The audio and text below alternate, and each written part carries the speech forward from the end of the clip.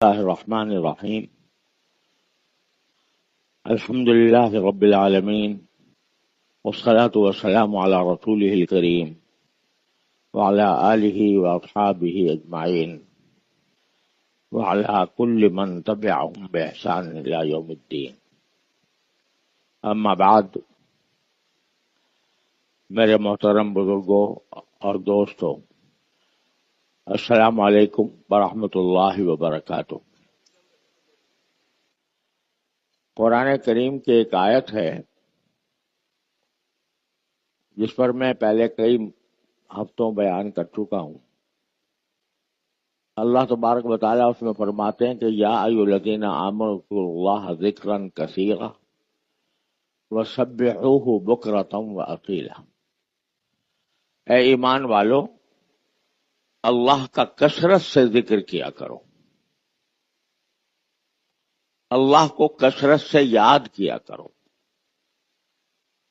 اور صبح و شام اس کی تسبیح کیا کرو۔ تسبیح کرنے کا معنی یہ کہ اس کو سبحان اللہ کہا کرو، سبحانہ و تعالی کہا کرو۔ تو اللہ تبارک و تعالی کا کثرت سے ذکر کرنے کا حکم دیا ہے اللہ جل جلالہ نے ہم سب بندوں کو۔ جو ایمان لے آئے ہیں ان سے یہ کہا ہے کہ تم میرا کثرت سے ذکر کرو۔ اس کی کیا وجہ ہے وہ میں پہلے اس پر تفصیل سے بات کر چکا ہوں۔ اس میں اللہ تعالیٰ کا کوئی فائدہ نہیں ہے، یہ ہمارے ہی فائدے کے لیے یہ بات کہی گئی ہے۔ اس لیے کہ انسان سے جتنی غلطیاں گناہ ہوتے ہیں وہ اس وجہ سے ہوتے ہیں کہ اللہ کو بھول جاتا ہے۔ اگر اللہ تبارک و تعالیٰ کی یاد دل میں ہو اور اس کا ذکر زبان پر ہو تو اس صورت میں انسان کو وہ گناہ کے ارتکاب سے روکتا ہے۔ جتنے گناہ سرزد ہوتے ہیں وہ اسی وجہ سے ہوتے ہیں کہ ہم اللہ کو بھول جاتے ہیں، اپنی ذاتی خواہشات، نفسانی خواہشات ہم پر غالب آ جاتی ہیں، اور ان کے غالب آنے کی وجہ سے اللہ تبارک و تعالیٰ کی یاد دل سے کم از کم اس وقت ختم ہو جاتی ہے جس وقت میں گناہ کا ارتکاب ہو رہا ہے۔ کیونکہ اگر اللہ کی یاد دل میں ہوتی اور اگر اللہ تبارک و تعالیٰ کے سامنے پیش ہونے کا احساس دل میں ہوتا کہ مجھے اللہ کے سامنے پیش ہونا ہے اور اس کے اپنے ہر قول و فعل کا مجھے جواب دینا ہے، حساب دینا ہے، تو پھر کبھی بھی انسان سے گناہ نہ ہوتا۔ خاص طور پر وہ گناہ جو تنہائی میں کیے جاتے ہیں اس کے بارے میں سوچو کہ اگر وہ گناہ جو تم تنہائی میں کر رہے ہو اس وقت تمہارا باپ تمہیں دیکھ رہا ہو، تمہارا استاد تمہیں دیکھ رہا ہو، تمہارا کوئی دوست تمہیں دیکھ رہا ہو، پتا ہے تمہیں کہ مجھے دیکھ رہا ہے، کیا اس وقت وہ گناہ کرو گے؟ نہیں کرو گے، کیونکہ پتا ہے کہ وہ مجھے دیکھ رہا ہے اور میری بدنامی ہو جائے گی ساری دنیا میں۔ باپ اگر دیکھ رہا ہے تو میری پٹائی کر دے گا، استاد دیکھ رہا ہے تو پٹائی کر دے گا، اور کوئی دوست اگر دیکھ رہا ہے تو ساری دنیا میں مجھے ذلیل کرے گا کہ اس کو میں نے یہ کام کرتے ہوئے دیکھا۔ تو جب یہ تصور ہوتا ہے تو آدمی گناہ سے بچ جاتا ہے۔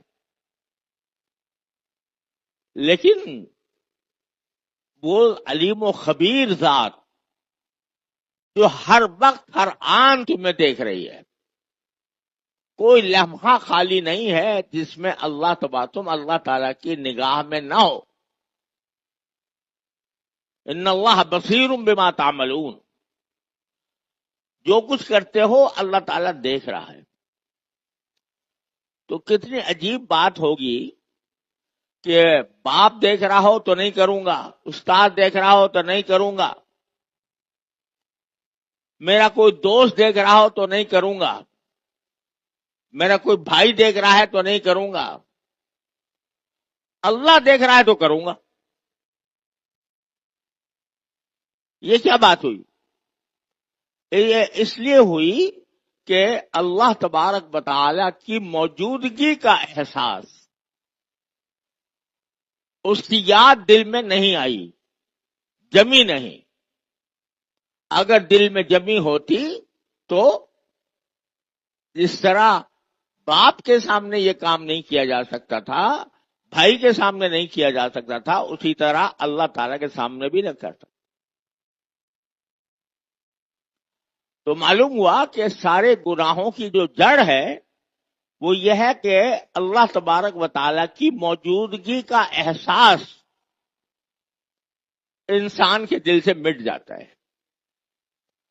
دوسرے الفاظ میں اللہ تعالیٰ کی یاد مٹ جاتی. اگر انسان کثرت سے ذکر کرتا ہو اور کثرت سے ذکر کرنے کے نتیجے میں اس کی یاد دل میں سما گئی ہو تو پھر گناہ کا اقدام جان بوجھ کر نہیں کرے گا.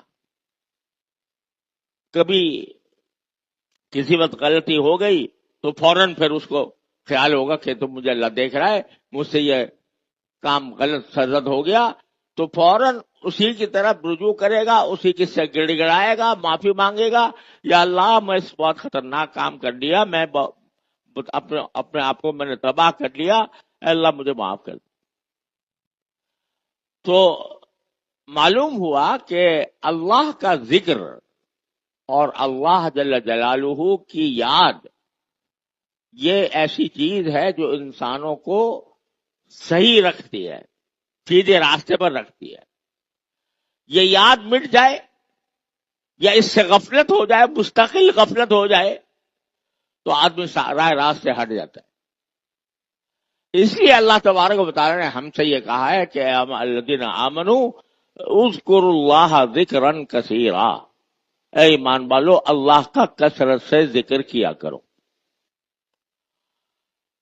پچھلے بیانات میں نے یہ بھی بتایا تھا کہ ذکر کرنے کے، کثرت سے ذکر کرنے کے کیا کیا طریقے ہوتے ہیں. اس میں یہ بھی بتایا تھا کہ زبانی ذکر بھی ہوتا ہے، دل کا ذکر بھی ہوتا ہے، اور دعا بھی ایک ذکر ہے، دعا بھی ایک ذکر ہے. اور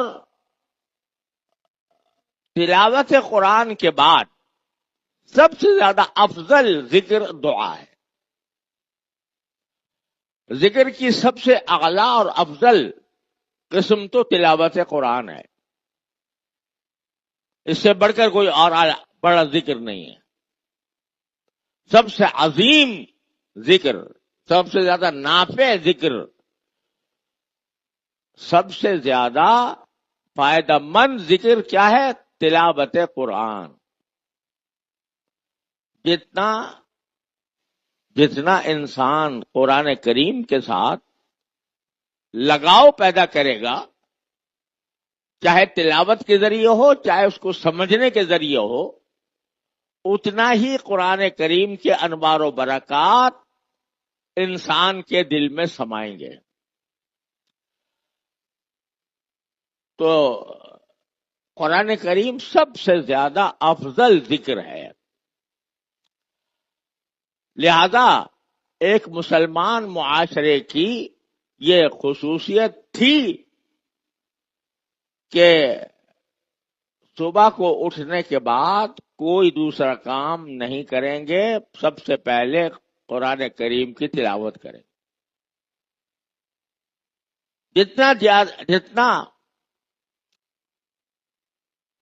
جتنا قرآن کی تلاوت زیادہ ہوگی اتنی ہی دل میں اللہ تبارک و تعالی کی عظمت و محبت ترقی کرے گی، روحانیت ترقی کرے گی. تو سب سے افضل ذکر تو قرآن کریم کی تلاوت ہے یا قرآن کریم کی تفسیر پڑھنا ہے، اور اس کے بعد دوسرے نمبر پر جو سب سے زیادہ افضل ذکر ہے وہ دعا ہے۔ اللہ تبارک و تعالیٰ سے ہر وقت کچھ نہ کچھ مانگنے کی عادت ڈالنا،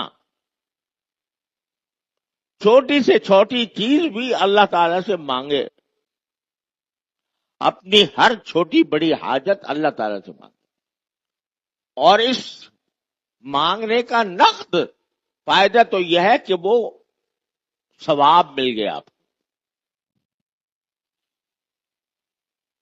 یا اللہ گرمی لگ رہی ہے، گرمی دور کر دیجئے، یا اللہ سردی لگ رہی ہے، سردی کم کر دیجئے، یا اللہ میں کہیں جانا چاہتا ہوں، اچھی سواری مجھے عطا فرما دیجئے، سواری میں بیٹھ گیا ہوں تو یا اللہ مجھے عافیت کے ساتھ منزل تک پہنچا دیجئے، گھر میں داخل ہو رہا ہوں تو یا اللہ میں سب کو عافیت کے ساتھ پاؤں، سامنے کھانا آ گیا ہے تو یا اللہ میں اس کو شکر کے ساتھ کھاؤں، مجھے شکر ادا کرنے کی توفیق عطا فرمائیے۔ ہر چھوٹی بڑی حاجت ہر وقت اللہ سے مانگنے کی عادت۔ رسول کریم سرورت عالم صلی اللہ علیہ وسلم کا ارشاد ہے کہ اگر تمہارے جوتے کا تسمہ بھی ٹوٹ جائے تو اللہ سے مانگو۔ عجیب بات فرمائے، جوتے کا تسمہ ٹوٹ گیا تو کہو کہ یا اللہ میرے جوتے کا تسمہ ٹوٹ گیا ہے، ٹھیک کر دیجیے۔ حالانکہ ظاہر ہے جب جوتے کا تسمہ ٹوٹ گیا تو اس کو جوڑنے کے لیے کوئی فکر کرے گا آدمی؟ خود اگر جانتا ہے جوڑنا خود جوڑے گا، خود نہیں جانتا تو کسی جاننے والے کے پاس جائے گا، اس کو دے گا، موچی کو دے گا کہ بھئی اس کو درست کر دو۔ لیکن رسول کریم صلی اللہ علیہ وسلم فرماتے ہیں کہ پہلا کام یہ کرو کہ یا اللہ میرا جوتے کا تسمہ ٹوٹ گیا، اس کو ٹھیک کرا دیجیے۔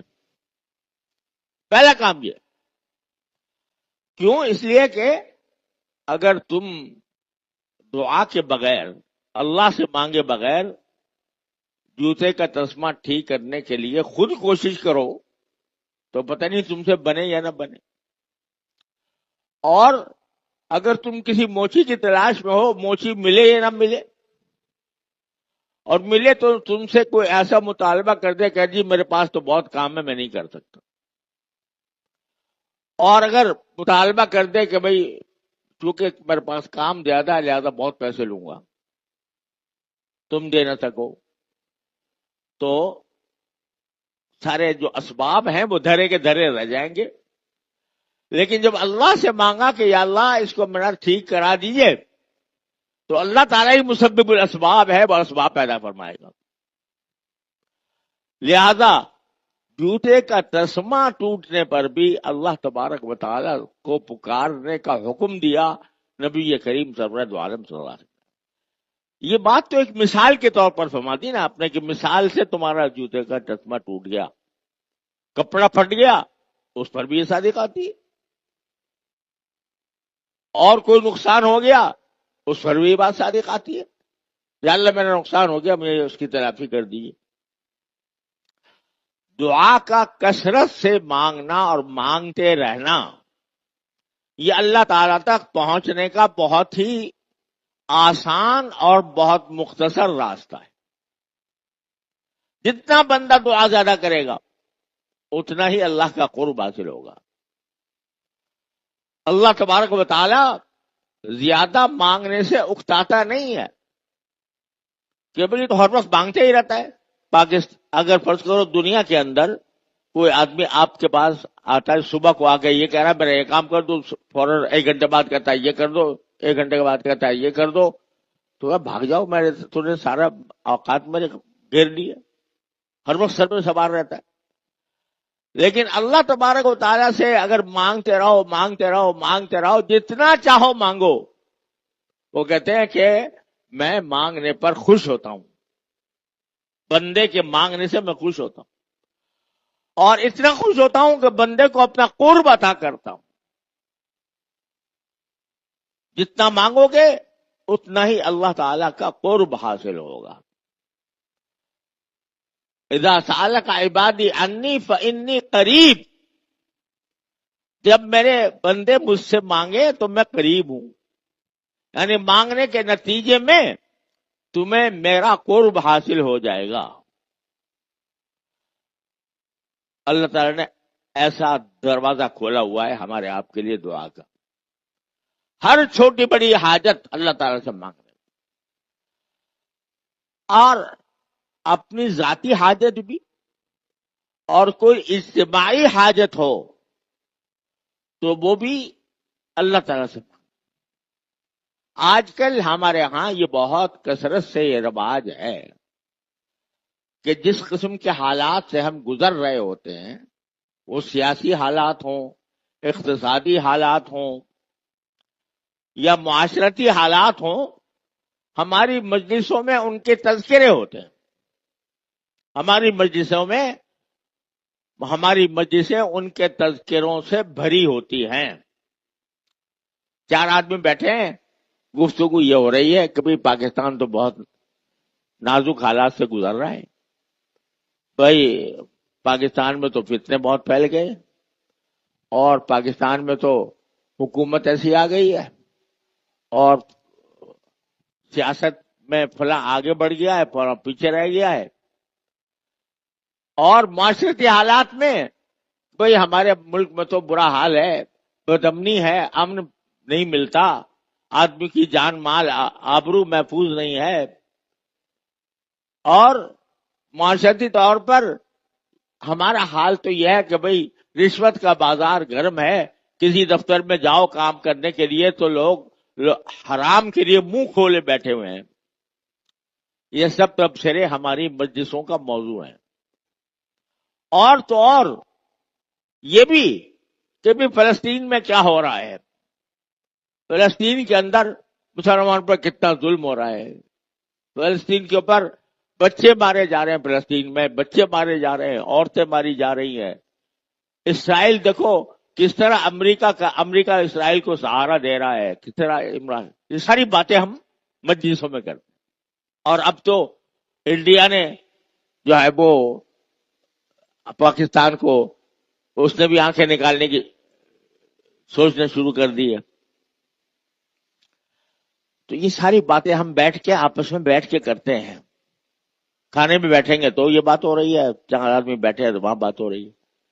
یہ بتاؤ یہ باتیں کرنے سے کیا فائدہ؟ یہ تبصرے جو ہم حالات حاضرہ پر جو تبصرے کر رہے ہیں، ان سے کیا فائدہ سوائے اس کے کہ مایوسی پیدا ہو، سوائے اس کے کہ انسانوں کا دل خراب ہو؟ کوئی فائدہ نہیں۔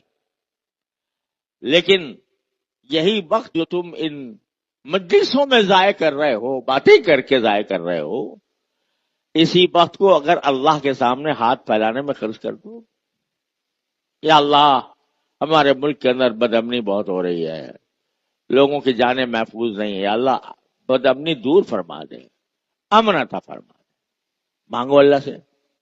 یا اللہ ہمارے ملک کے اندر رشوت خوری بہت بڑھ گئی ہے، یا اللہ ہمیں اس رشوت خوری سے نجات عطا فرما دے۔ جو لوگ رشوت کے لیے منہ کھولے بیٹھے ہیں، یا اللہ ان کو ہدایت عطا فرما دے۔ یا اللہ جو غزہ کے اندر ظلم ہو رہا ہے، اس ظلم سے اللہ مسلمانوں کو محفوظ فرما دے، مسلمانوں کی حفاظت فرما دے۔ یا اللہ ان کا جو دشمن ان کے اوپر حملہ آور ہے، یا اللہ اس دشمن کے طاقت کو ختم کر دے۔ یا اللہ جو انڈیا ہمیں دھمکیاں دے رہا ہے، یا اللہ اس انڈیا کو، اس کے غرور کو خاک میں ملا